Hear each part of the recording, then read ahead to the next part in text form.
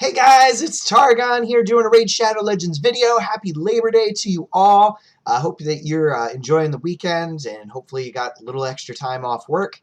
But I've been busy here preparing this video, so we're doing part 2 of our Ultimate Deathknight series.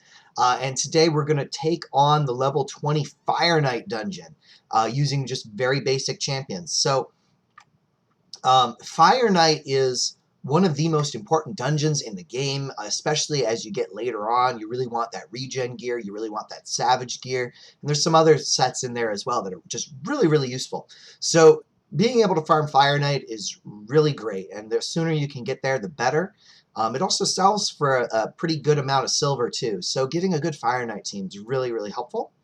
And so today I'm going to show you how to do that with really accessible champions early game. Assuming that you were able to pick up Ultimate Deathknight. Now, if you didn't get in time for the login champion, Ultimate Deathknight, sorry, maybe this video is going to be a little outdated for you, but right now, we're still in the middle of this new promotion they're doing where you log in for 7 days, you get Ultimate Deathknight. So, he's really going to help you. So, Ultimate Deathknight, he's not like one of those champions that has Fire Knight written all over him, but he is a solid carry champion. And what I mean by carry champion, he keeps your team alive and going. Now, he doesn't have a revive, but he has the shield. He has a continuous heal that's keeping everybody at full health, blocking incoming damage. He's also got decrease attack AoE, so that's going to help reduce the attack from all the enemies in the waves. And he's got this nice little passive that he's absorbing damage from allies that would be taking damage instead. So you build him really tanky and strong, and he can withstand all those hits, and it helps you get through the dungeon, okay? But in order to be successful in Fire Knight, there's a lot of other things that we're going to need to bring to the fight. So if you want a more detailed explanation of that, please check out my Fire Knight dungeon guide. But for today, I'm going to just kind of go over the team real briefly. So we're going to need multi-hits. So we're going to be bringing in a few champions that do multi-hits. I'm going to bring in 2 rare champions, an uncommon champion, and 1 epic. All right, so we'll cover the epic first. But first, let me just go over Ultimate Deathknight's stats real quick. So for Ultimate Deathknight, again, I don't even have him fully leveled. I haven't put any of his masteries in. He is completely unbooked. And I do have some really lucky rolls on some of these 6-star pieces. So I took the gloves off of him. So if you feel like the stats that I have are impossible, they're really not. You can use defense % on your gloves and speed on your boots. So I got fortunate and got a triple roll speed on defense % boots and a triple roll speed on defense % chest.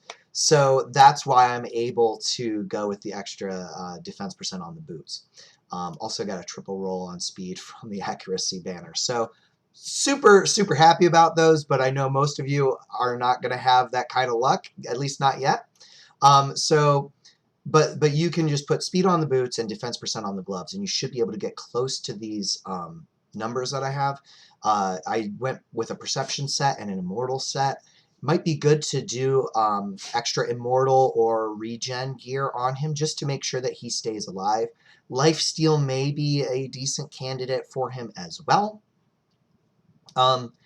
You do want to build him with enough accuracy. So again, we're doing a level 20 dungeon, so 10 accuracy per level of dungeon. It brings us to 200, so he's there.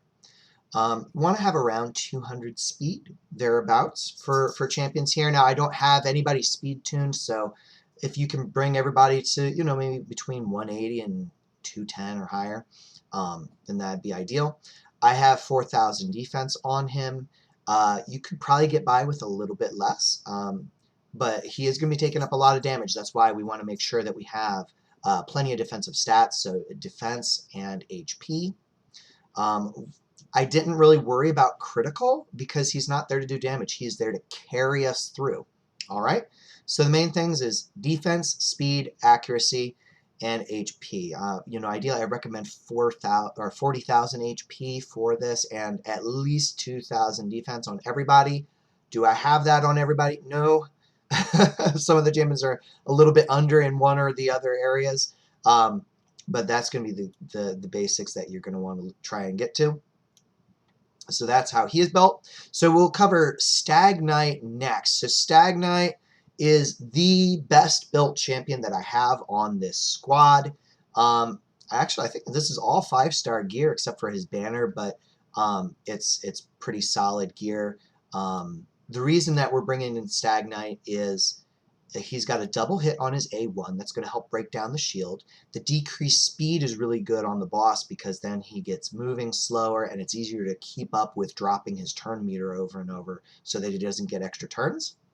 Also, his A2 attacks all enemies, decreases defense and attack on everybody. That's really going to help. The decreased attack, obviously Ultimate Deathknight is going to be doing that as well, but having somebody else do it just helps keep that debuff on everybody throughout the fight, so that helps survive the waves. And the drop defense is really going to help speed up the waves as well. If you do not have Deathknight, maybe look for other champions that have a drop defense. Perhaps War Maiden might be a candidate. Or another option is if you don't mind doing a longer run, you could just throw Syl in. If you have Syl, she also decreases speed on her A1, though she is weak affinity for this dungeon. But you know, you can maybe play around and see what other champions you could use in Deathknight's spot. Razin actually would be another good substitute here if you have Razin. So that is Deathknight. I do have masteries on him. Not all full, but I did get to the War Master mastery, so that he's the only one that has tier 6 masteries on him on this team. And then for stats, again, he is the most solid champion that I have stats-wise here. You know, 45,000 HP, almost 2,700 defense, 200 speed. I did get 100% crit rate on him, 200 accuracy. Now this, I use this at much higher levels of content, so you can get by with less. You know, again, 2,000 defense, 40,000 HP, 200 speed. For Deathknight, crit rate isn't as important. You want him landing his debuffs. That's the most important thing, so make sure you have enough accuracy on him. Lifesteal set also is optional. You might do better, especially for this dungeon, just going for higher stats. Maybe doing more perception gear, higher defense, and so forth. But so that is Deathknight. We're going to bring in Coldheart. So again, she's a void rare, so a little bit harder for people to get, but usually you can get her. Though I must admit, on this account, it took me a year and a half to pull a Coldheart.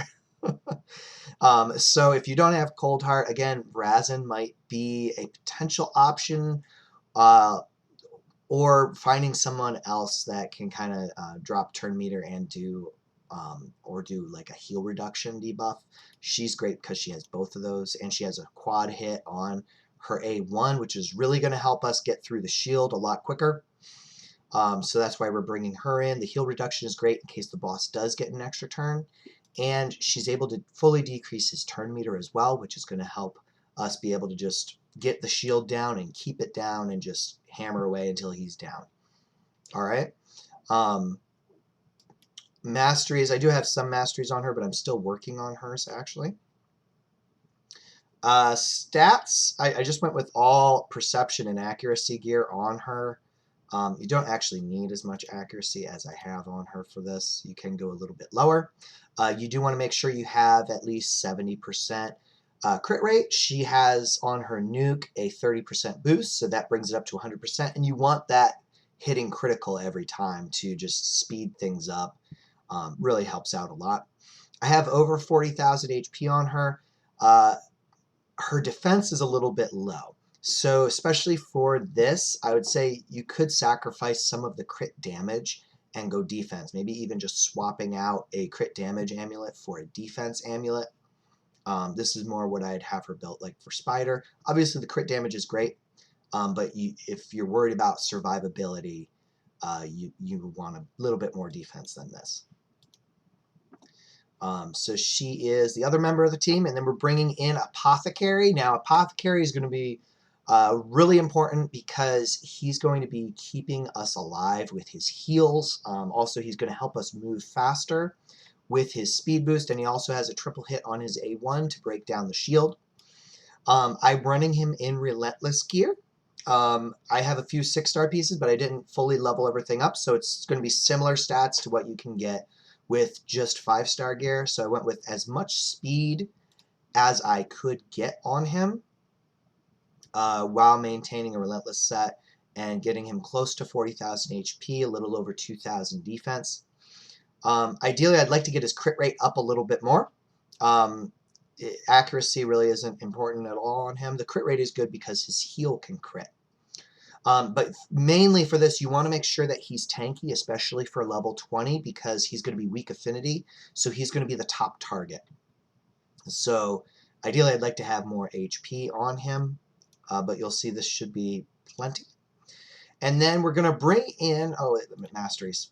I did get some masteries on him. I didn't finish his masteries just yet, working on it. I kind of got other champions that I've kind of replaced him with, so he's not top priority mastery-wise right now. And then we're going to bring in an uncommon champion which is Arminger, and he is also really good for Fire Knight. He only has a single hit, but it drops the turn meter. So once the shield goes down, Arminger is going to be able to keep hitting and keep dropping the turn meter, and hopefully we'll be able to keep that pesky shield off. So then we can just do damage. All right. You saw I did have a little bit of masteries on him. Ideally, you want to get a little bit more damage. His nuke, this can hit pretty hard as well. So we do want to have 100% crit rate for that reason. Ideally, I'd like to bring his HP up a little bit more. Ideally, I'd like to bring his defense up a little bit more. But close to 200 speed here, 100% crit rate. And you want to have enough accuracy so he can land the turn meter decrease. The Destroy set, really optional. I have him in Destroy gear for Doom Tower boss. The Scarab boss. I covered that in another video. You don't need Destroy gear. So for this, feel free, throw extra Perception gear on, throw extra, defense, crit, life steal if you want to make sure that he stays up. Whatever you want to go really in terms of a set could help. You just want to try and get to close to these stats, ideally, again, higher HP and defense. So that's the team, guys. So we're going to take on Fire Knight 20.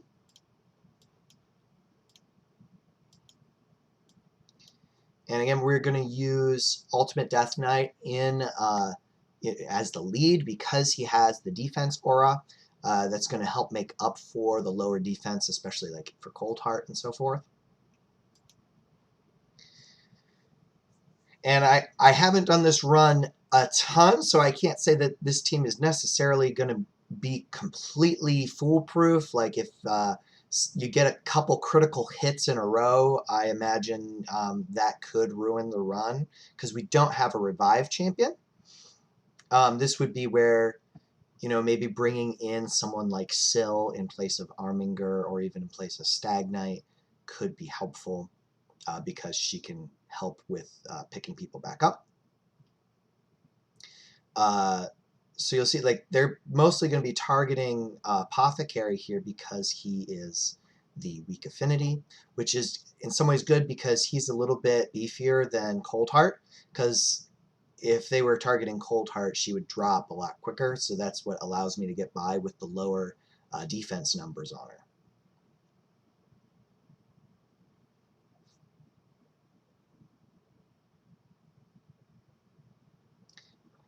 But not really a problem here for this first wave. I have done on some runs, Cold Heart will get kind of low, or sometimes Apothecary or Ultimate Deathknight actually are the ones that typically get a little bit lower, but Apothecary's healing and Ultimate Deathknight's healing is able to make up for it and bring everybody back up. And again, this is where Ultimate Deathknight's great because he's a neutral affinity here. Apothecary's weak affinity, so they're all targeting him, but the damage is getting switched over to Ultimate Deathknight instead.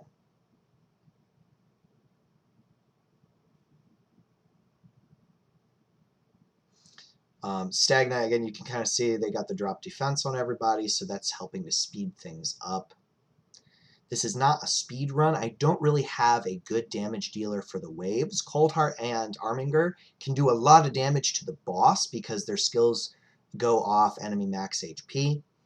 So for the waves, really, it's going to take a few minutes to get through. If you have other options, you can look through, mess around with it, and see what you can do to speed up the waves a little bit. But this is designed to be an early game style of just push through and get the dungeon done 100% of the time, and this team can do that. Oh great, and we got the heal reduction on him, so this way he's not going to be healing, and we got the decrease attack on. So decrease attack means he's not going to be doing quite as much damage. So you saw there, Coldheart, she is the most suspect here. If she gets hit, she can go down. So she got, a quarter of the way down. So that would have been about halfway if we didn't have the decrease attack on him. But now we're getting his shield down. So between Coldheart and Arminger, you see the turn meters dropping. We've got decreased speed on, so he's moving more slowly. Apothecary is speeding us up. He shouldn't get another turn now.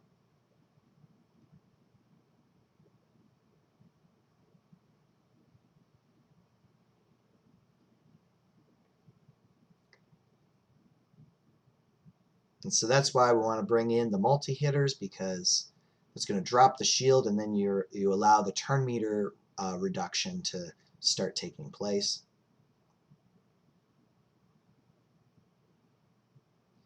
If you were trying to optimize this team, it might be ideal to actually have Arminger be the slowest.